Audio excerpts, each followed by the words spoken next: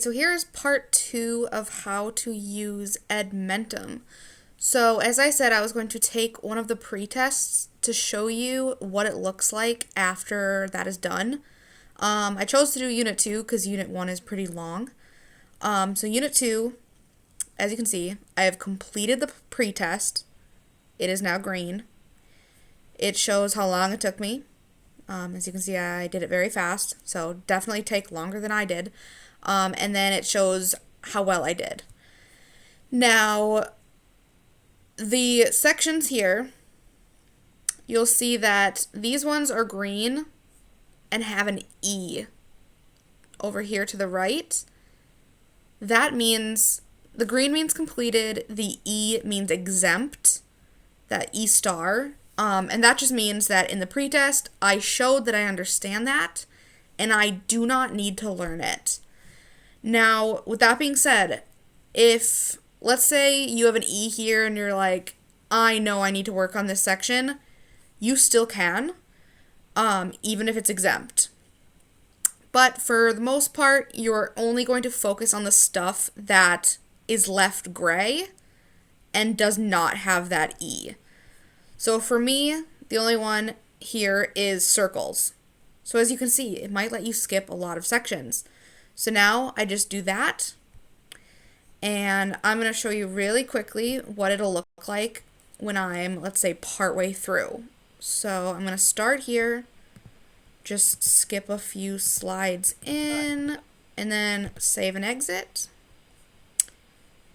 close, brings you back here. So now you'll see this section is blue, which, if you look back up here, means in progress.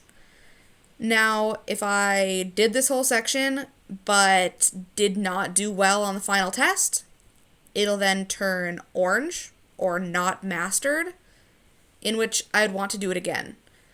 But then if I finish it and it's green, it means I'm done. And once all of these are green, I can move on to the post-test and finish off this unit.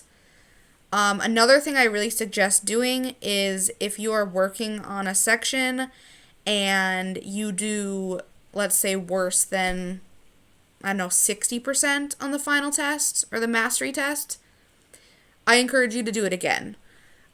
Just because you don't want to move on to another subject if you are still not, fully understanding it. The one thing with math is that things really build upon each other. So if you don't understand this, you're going to struggle to understand this and this. So you really want to fully understand everything before moving on.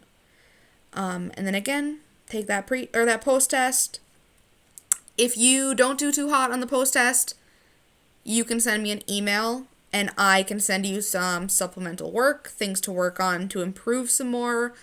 But another thing I always suggest students is, let's just say that in circles you're working on, area of circles. If you're just not understanding it, you can also look that up on, let's say, YouTube.